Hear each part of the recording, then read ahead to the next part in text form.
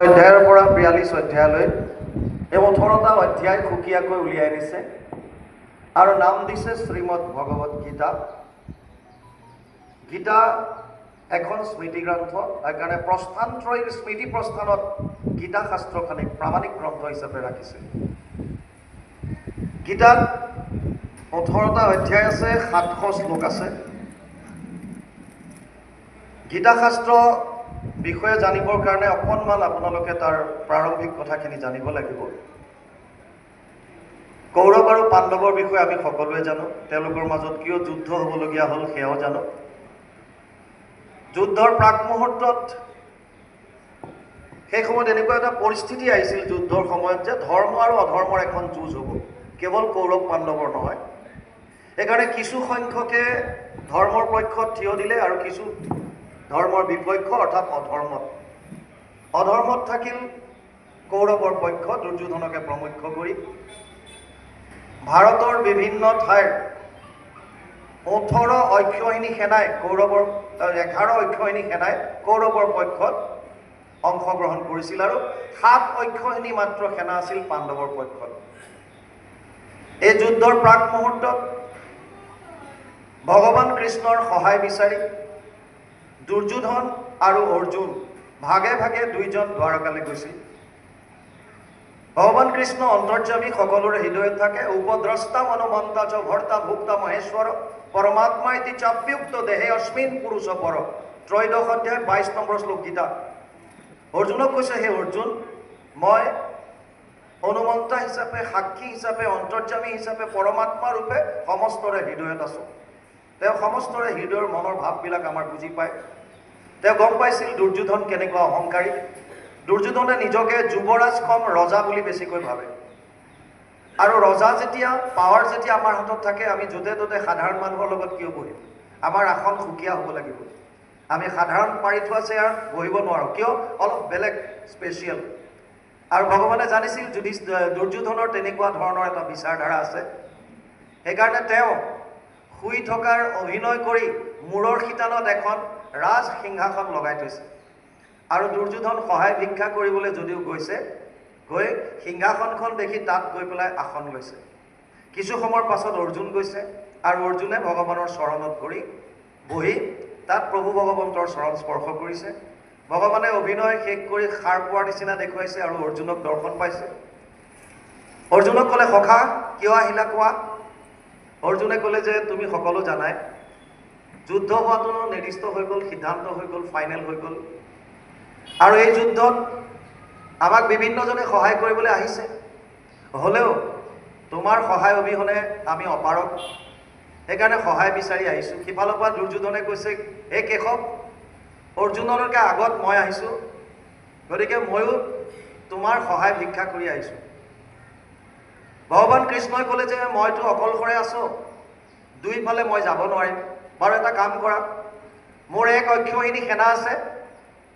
1 অক্ষৌহিনী সেনাত 2,18,700 সেনা থাকে আৰু সকলো অস্ত্ৰ শস্ত্ৰৰে সুসজ্জিত নাৰায়ণী সেনা। দুৰ্যোধনক ক'লে, দাদা দুৰ্যোধন, মোৰ এফালে 1 অক্ষৌহিনী সেনা আৰু এফালে মই অকলে। কুৰুক্ষেত্ৰ যুদ্ধত যিহেতু তোমালোক দুইটা পক্ষ মোৰ আপোন, গতিকে মই অস্ত্ৰ শস্ত্ৰ নুঠাওঁ। কিন্তু প্ৰথম যিহেতু সহায় বিচাৰি অহা মই অৰ্জুনক দেখা পাইছোঁ, গতিকে মই তেওঁক আগতে সুধিম তেওঁ কি বিচাৰিছে। কেতিয়াবা কেতিয়াবা ভগৱানে ভক্তক পৰীক্ষা কৰি চায়। ভগৱান সন্তুষ্ট হোৱাৰ পাছতো আপুনি ভগৱানৰ পৰা কি বিচাৰে? অৰ্জুনক সেই প্ৰমাণটো, পৰীক্ষাটো কৰি চাব বিচাৰিছে, তুমি মোৰ পৰা কি বিচাৰা? আৰু অৰ্জুনো নৰনাৰায়ণৰ অংশ, নাৰায়ণ ৰূপে ভগৱান কৃষ্ণ আহিছে আৰু নৰ ৰূপে অৰ্জুন আহিছে। মহাপুৰুষ সকলো লীলা কৰিছে আমি জানিবৰ কাৰণে।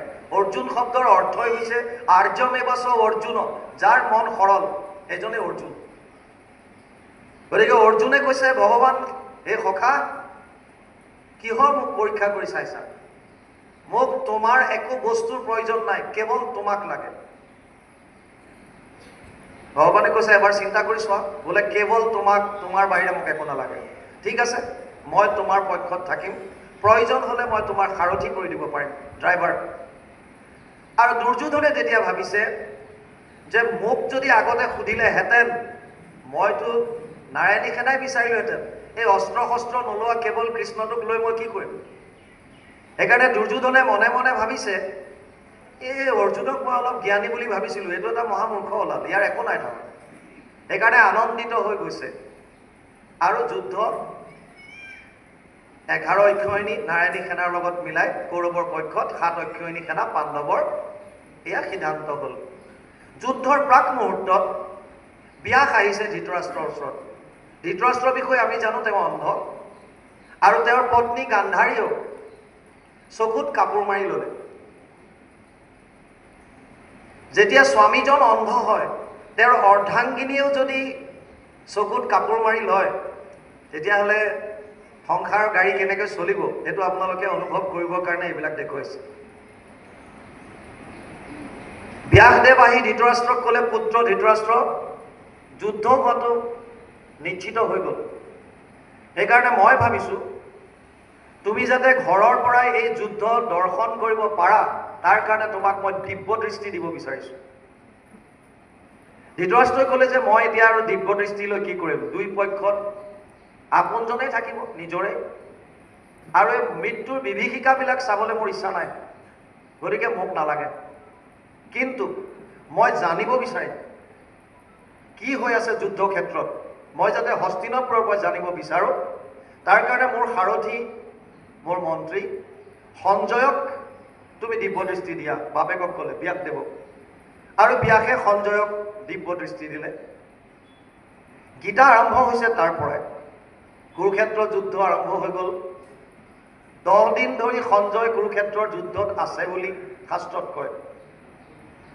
যেতিয়া ভীষ্ম ৰণত পৰিল, তেতিয়া সঞ্জয় ঘৰলৈ আহে, আৰু ধৃতৰাষ্ট্ৰই সঞ্জয়ক পায় তেতিয়া যুদ্ধৰ বৃত্তান্ত সোধে। এই সঞ্জয়, ধৰ্মক্ষেত্ৰে কুৰুক্ষেত্ৰে সমবেত যুজুৎসৱ মামকা পাণ্ডৱ চৈব কিম অকুৰ্বত সঞ্জয়।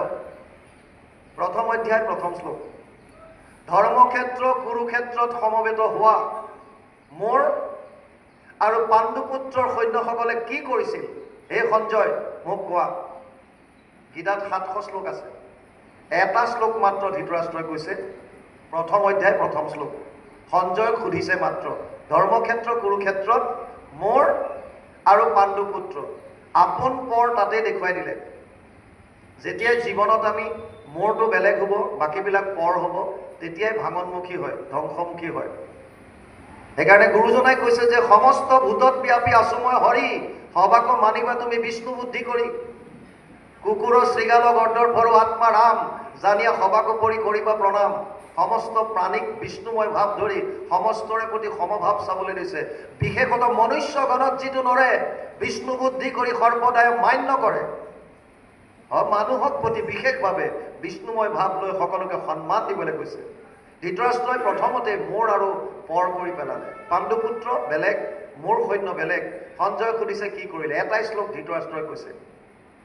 ইয়াৰ উত্তৰত 40টা শ্লোকত সঞ্জয়ে ধৃতৰাষ্ট্ৰক কুৰুক্ষেত্ৰ যুদ্ধৰ বৰ্ণনা দিয়ে। বিশেষভাৱে কৃষ্ণ আৰু অৰ্জুনৰ মাজত যি কথোপকথন হৈছিল সেই কথাখিনি কয়। সেইকাৰণে কৃষ্ণ অৰ্জুন সংবাদ বুলিও কোৱা হয় কাক, গীতাক। এটা শ্লোক ধৃতৰাষ্ট্ৰৰ, 40টা শ্লোকত সঞ্জয় ধৃতৰাষ্ট্ৰক যুদ্ধৰ বৰ্ণনা দিয়ে। কাৰ বিষয়ে, অৰ্জুন কৃষ্ণ সংবাদ। অৰ্জুনে 85টা শ্লোকত ভগৱান কৃষ্ণক বিভিন্ন মনৰ শংকা প্ৰকাশ কৰে, আৰু ভগৱান কৃষ্ণই 574টা শ্লোকত গীতাৰ উপদেশ দিয়ে। গীতা বিষাদ যুগৰ পৰা আৰম্ভ হৈছে। অৰ্জুন বিষাদত ভুগি আছে। যেতিয়া যুদ্ধক্ষেত্ৰত গ'ল, দেখিলে দুই পক্ষত, এফালে কৌৰৱ এফালে পাণ্ডৱ। যুদ্ধ আৰম্ভ কৰিব লাগে, যুদ্ধ হ'ব লাগে। তাৰ প্ৰাক মুহূৰ্তত অৰ্জুনে ভগৱান কৃষ্ণক কৈছে, হে সখা, সেনায় উভয়ৰ মধ্যে ৰথম স্থাপয় মে অচ্যুত। দুই পক্ষ সেনাৰ মাজত মোৰ ৰথখন লৈ লগাই দিয়া। আৰু তেতিয়া ভগৱান কৃষ্ণই দুইটা পক্ষৰ মাজত বিশেষভাৱে ভীষ্ম দ্ৰোণ প্ৰমুখত সৰ্বেশাম চ মহিষিতম উবাচ পাৰ্থ পশ্যতম সমবেত কুৰুনীতি। বিশেষভাৱে ভীষ্ম আৰু দ্ৰোণ য'ত ৰৈ আছে তাৰ সন্মুখত গৈ ৰথখন ৰখাই অৰ্জুনক ক'লে, হে সখা অৰ্জুন, চোৱা, এয়া কৌৰৱৰ সৈন্য, তুমি চাই লোৱা। আৰু অৰ্জুনে তেতিয়া মাজত থাকি দুইটা পক্ষ চাইছে। যেতিয়া দ্বন্দ্ব, যেতিয়া ভাল বেয়াৰ আপুনি বিচাৰ কৰিব লাগিব, তেতিয়া নিজক প্ৰথমতে নিউট্ৰেল জেগাত ৰাখিব লাগিব।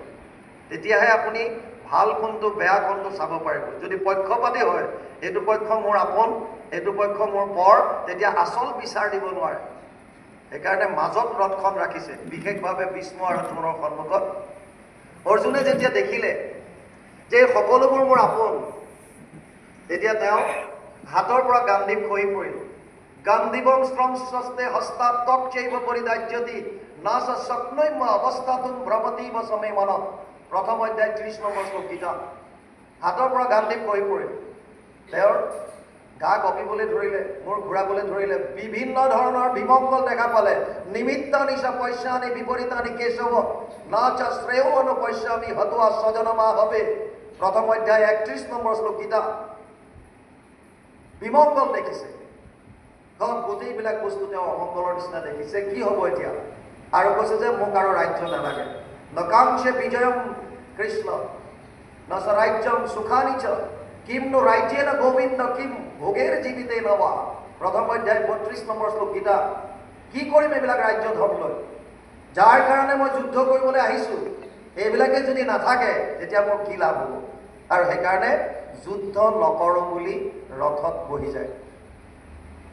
তাৰপাছত ভগৱান কৃষ্ণক কিবা কোৱাৰ আগতে ভগৱান কৃষ্ণই এটা কথা কৈছে। অৰ্জুন যেতিয়া ৰথত বহি যায়, সেই অৰ্জুন ক্লৈব্যম মাস্ম গম পাৰ্থ নৈতত্বই উপপাদ্যতে ক্ষুদ্ৰ হৃদয় দৌৰ্বল্যম ত্যক্ত উত্তিষ্ঠ পৰম তপ। দ্বিতীয় অধ্যায় 3 নম্বৰ শ্লোক গীতা। হে অৰ্জুন, তই নপুংসকৰ দৰে নহবি। যুদ্ধক্ষেত্ৰত আহি ক্ষত্ৰিয়ৰ যিটো ধৰ্ম, যিটো কৰ্তব্য, এইটো নকৰাকৈ বহি যোৱা মানে তই নপুংসকৰ দৰে হোৱাটো এনেকুৱা কৰ্ম নকৰিবি। তই নপুংসক নহয়। তোৰ দুৰ্বল হৃদয় ত্যাগ কৰি উঠ আৰু কৰ্তব্য কৰ্ম কৰ। চাওক, বেছি দীঘলীয়া মই কৰিবলৈ সময়ো নহ'ব, আপোনালোকৰ ধৈৰ্যৰ বান্ধন ছিগিব। গীতা এখন মহাশাস্ত্ৰ, থুলমূল কেইটামান বস্তু জানি লওক খালি বছ। মেইন কথাটো হ'ল,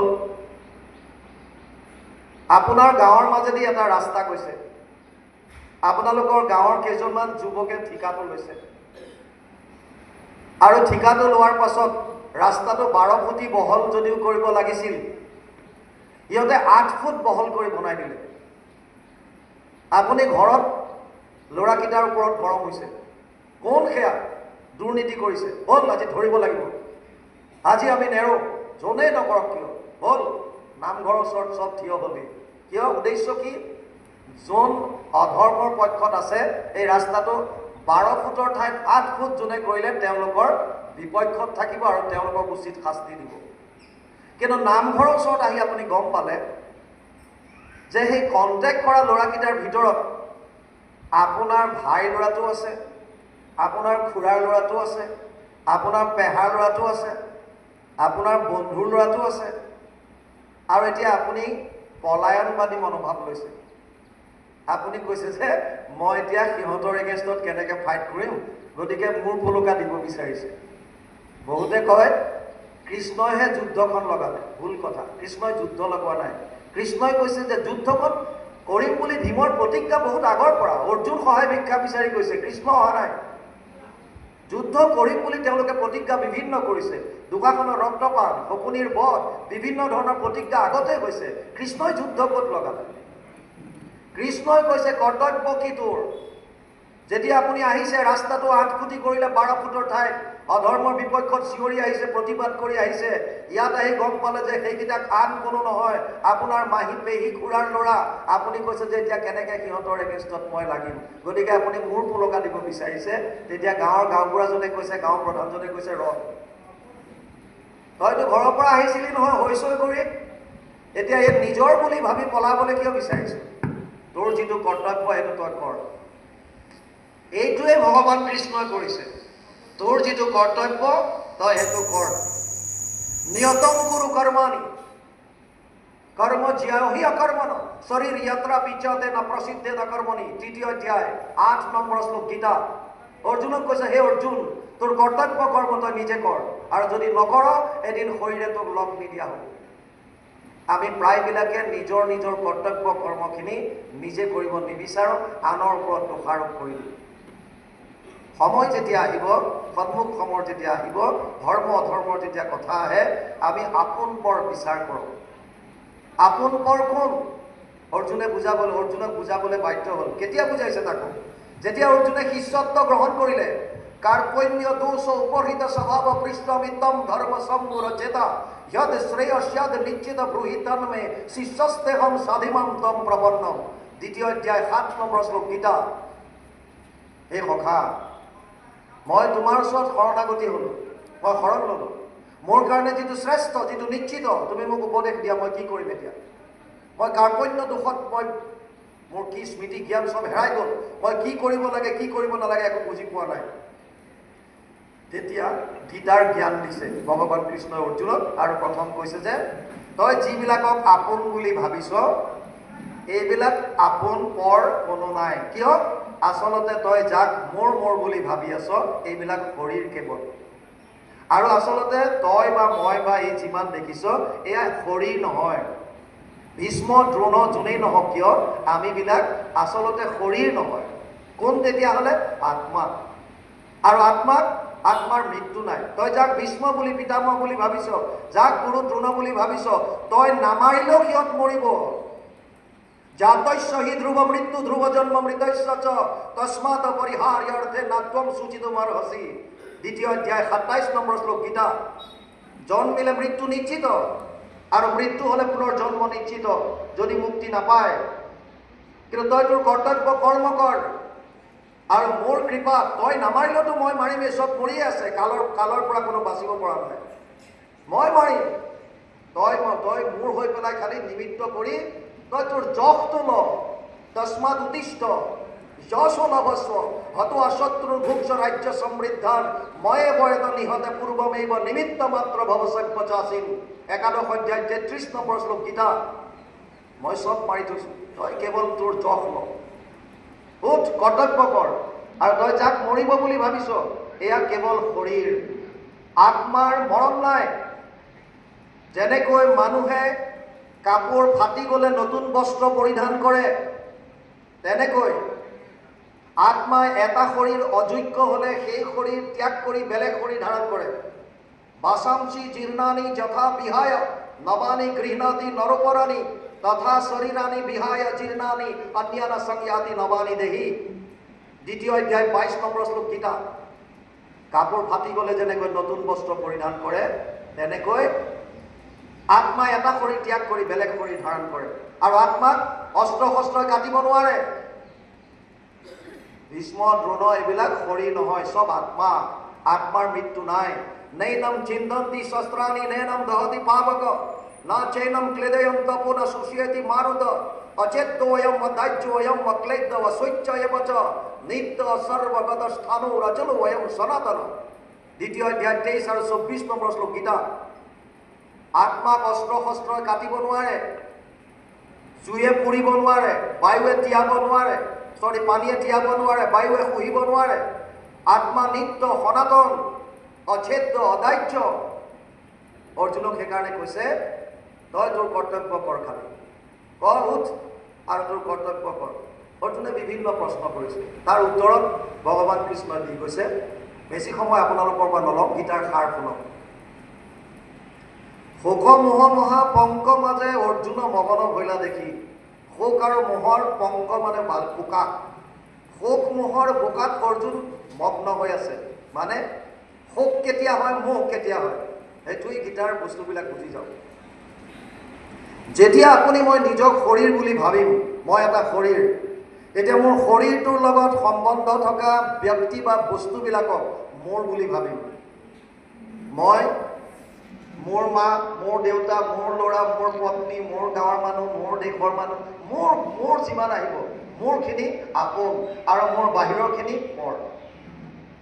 যেতিয়া মই মোৰ বস্তু বুলি ভাবি ল'ম, এইটো মোৰ মোবাইল, মোৰ ঘৰ, মোৰ দুৱাৰ, মোৰ গাড়ী, মোৰ বস্তুখিনিৰ হানি বিঘিনি হ'লে আমি আটাইতকৈ দুখ পাওঁ, সেইটোৱে হৈছে শোক। আৰু মোৰ বুলি যাক ভাবিব, সেইটোৱে হৈছে মোহ। এটা ল'ৰাই ফুটপাথত এখন দোকানত চাহৰ দোকানত চাহ বিচাৰিছে, স্পেচিয়েল কাপ এটা দে, চাহ এটা দে, চাহ এগিলাচ দিছে, চাহত ঢোক মাৰিছে মাত্ৰ, অকণমানি ভতিজাকটো দৌৰি আহি কৈছে, খুৰা খুৰা ঘৰৰ ওচৰত বাছ এখন লুটি খালে, এক্সিডেণ্ট ভয়ংকৰ, 50জনমান মানুহ মৰিছে। খুৰাকে চাহত ঢোক মাৰি দোকানীটো কৈছে, চেনি কম হৈছে, এচামুচ চেনি লৈ আহে। 50জন মানুহ মৰিছে বুলি কৈছে ভতিজাকে। খুৰাকৰ তাৰ প্ৰতি কোনো কথা নাই। কি কৈছে, দোকানীটোক চেনি কম হৈছে, এচামুচ চেনি লৈ আহে। অকণমানিটোৱে কৈছে, খুৰা বুজি পোৱা নাই কেলে, বাছখনত আমাৰ অমুক অমুক আছিল। লগে লগে গিলাচ পেলালে। কিয়? গিলাচ পেলাই দৌৰ মাৰিলে। কিয়? আগলৈকে যিটো খবৰে তোমাক একো ধৰণৰ সুখ দিব পৰা নাছিল, যেতিয়াই তাত আমাৰ শব্দটো সোমাই গ'ল, মোৰ শব্দটো সোমাই গ'ল, তেতিয়াই তোমাৰ সুখ উৎপন্ন হৈ গ'ল। ঘটনাটো তাত আমি যিমান মূৰ কৰি ল'লো, এই মূৰ বস্তু বা ব্যক্তিখিনিৰ যেতিয়া হানি বিঘিনি হয়, তাত আমাৰ শোক উৎপন্ন হয়।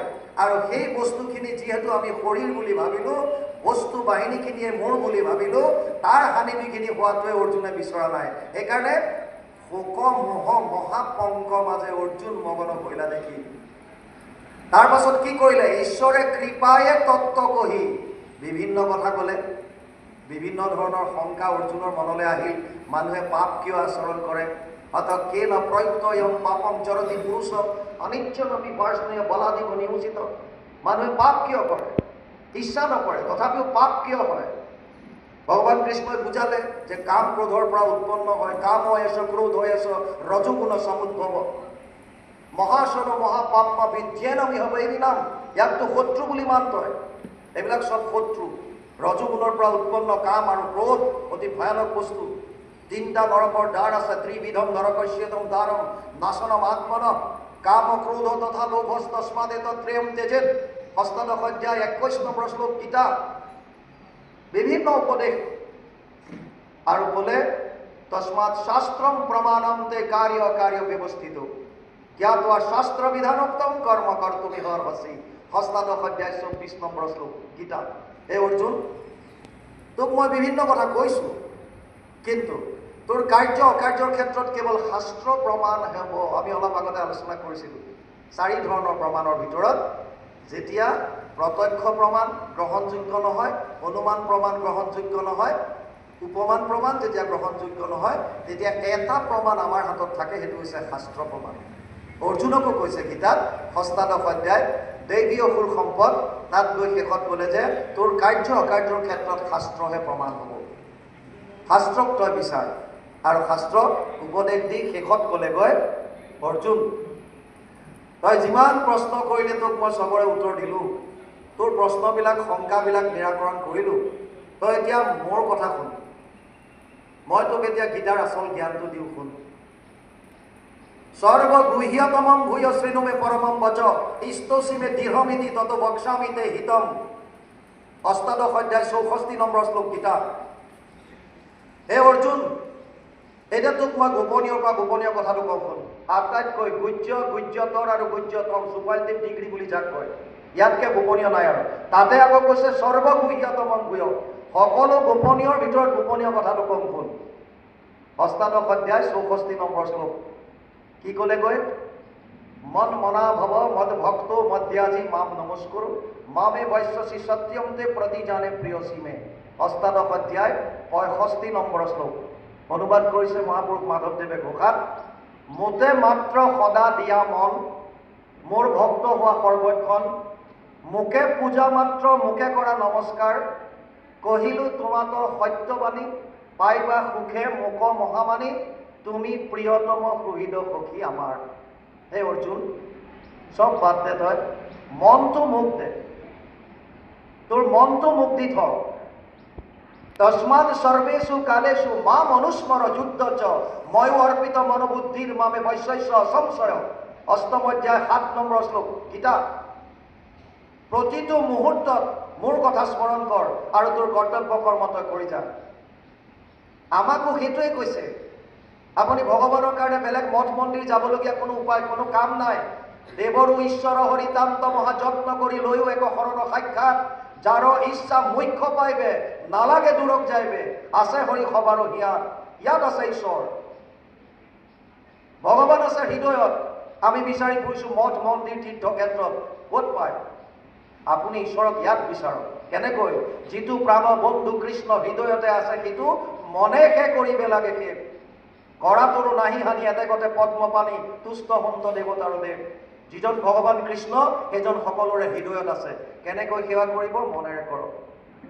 আমি নাম গাওঁ, হাত চাপৰি মাৰিছোঁ ইন্দ্ৰিয়ৰ দ্বাৰা, মুখেৰে গাইছোঁ নাম, আৰু মনটো গোটেই দেশ দুনিয়াত ঘূৰি ফুৰিছে। কি লাভ তাৰ পৰা? আপুনি কায়িকভাৱে ইয়াত বহি থাকে, মনটোৱে বিভিন্ন জেগাত ঘূৰি ফুৰিছে, কি লাভ হ'ব তাৰ পৰা? যেতিয়ালৈকে ঈশ্বৰত মনটো অৰ্পণ কৰি নিদিয়ে, ময়ে বা মন অধ্যক্ষ মই বুদ্ধি নিবেশয় নিবশিষ্যসি ময়ে অৰ্থ ঊৰ্ধনা সঞ্চয়। দ্বাদশ অধ্যায় 8 নম্বৰ শ্লোক গীতা। মোক মনটো দে, তোৰ বুদ্ধি মোক দি থ, তেতিয়া তই মোক পাবি, ইয়াত কোনো সংশয় নাই। আৰু গীতাৰ শেষতো এই কথাটোৱে ক'লেগৈ যে মনটো মোক দে। তাৰ পাছত কি ক'লে? গীতাৰ সাৰ।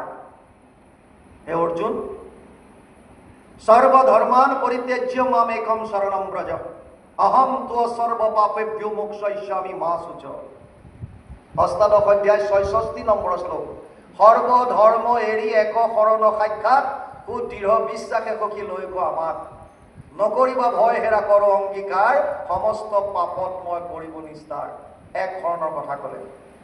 বহুতে কয় মহাপুৰুষ শ্ৰীমন্ত শংকৰদেৱে পঞ্চদশ শতিকাতহে এক শৰণৰ কথা কৈছে। শংকৰদেৱে ক'লে বুলি আমি কিয় মানি ল'ম? আমাৰতো পৰম্পৰা এটা চলি আহিছে। আমি কৃষ্ণক মানো, আমি বৈষ্ণৱ হয়, কিন্তু আমি একত কিয় কৰিম? সনাতন ধৰ্মৰ 5টা থাল আছে। যিসকলে কেৱল সূৰ্যক ইষ্ট বুলি মানে তেওঁলোকক সৌৰ বুলি কৈছে, যিসকলে শক্তিক মানে তেওঁলোকক শাক্ত বুলি কৈছে, যোনে গণেশক মানে তেওঁলোকক গাণপত্য বুলি কৈছে, যিবিলাকে বিষ্ণুক কৰে তেওঁলোকক বৈষ্ণৱ বুলি কৈছে। যেনেকে ভাগ আছে, শক্তিক কৰিলে শাক্ত হ'ল, শিৱ পূজা কৰিলে শৈৱ হ'ল, কোনোবাই গণেশক মানিছে গাণপত্য হৈছে, সূৰ্যক মানিছে সৌৰ হৈছে, বিষ্ণুক কৰিছে বৈষ্ণৱ হৈছে, কিন্তু একত কৈ আছে। আৰু ভগৱান কৃষ্ণই গীতাত কৈছে মই কেৱল মত্ত পৰতৰম নান্যত কিঞ্চিৎ অস্তি ধনঞ্জয় মই সৰ্বমিদম প্ৰথম সূত্ৰে মণিগণা এব। সপ্তম অধ্যায় 7 নম্বৰ শ্লোক গীতা। এই অৰ্জুন, মোতকে শ্ৰেষ্ঠ আৰু কোনো নাই। যেনেকৈ এধাৰী মালাত মণিবিলাক খুঁটাডালত গাঁঠি থোৱা থাকে, তেনেকৈ সমস্ত জীৱৰাশি মোৰ লগত গাঁঠি থোৱা আছে। মোৰ পৰা বাদ দি একো বস্তুৱে নাই, একো বস্তু নাই। যত দেখা যত শুনা ভূত ভবিষ্যৎ স্থাৱৰ জংগময়িত সমস্তে জগত, কৃষ্ণ ব্যতিৰেকে একো বস্তু নাহি জানা, সমস্তে জগত কৃষ্ণ হেন মনে মানা। কৃষ্ণৰ ব্যতিৰেকে একো বস্তুৱে নাই। সেইকাৰণে শেষত গৈ ক'লে তই চব বাদ দি মোৰ ওচৰত আহ, এক শৰণ। আৰু বহুতে কৈছে গুৰুজনাই ক'লে বুলি আমি কিয় মানিম? আচ্ছা, গুৰুজনাৰ কথা মানিব নালাগে, ভগৱান কৃষ্ণৰ কথাটো মানা যদি বৈষ্ণৱ হোৱা। 5,500 বছৰৰ আগত কুৰুক্ষেত্ৰ যুদ্ধৰ প্ৰাক মুহূৰ্তত অৰ্জুনক এক শৰণৰ কথা কৈ গৈছে। ভাৰতৰ বাহিৰেও বিশ্বৰ বিভিন্ন প্ৰান্তত গীতাৰ প্ৰবচন হৈ আছে। এইটো শ্লোক চবে উচ্চাৰণ কৰি আছে, কিন্তু ইয়াৰ সত্য শুদ্ধ ৰূপত আমাক সমাজক বুজাই দিবৰ পৰা কোনো ক্ষমতা হোৱা নাই। কেৱল মহাপুৰুষ শ্ৰীমন্ত শংকৰদেৱে বুজাই দিলে। এক দেৱ এক সেৱ এক বিনা নাই কেৱ। বৃক্ষর মূলত যদি দেও আনি জল, ত্রিপিটি হন্ত তার পত্র পুষ্প ফল। ডালে পাতে হিঞ্চে যদি মূলত নেদয়, কদাচিতো ডালে পাতে ত্রিপিটি নহয়।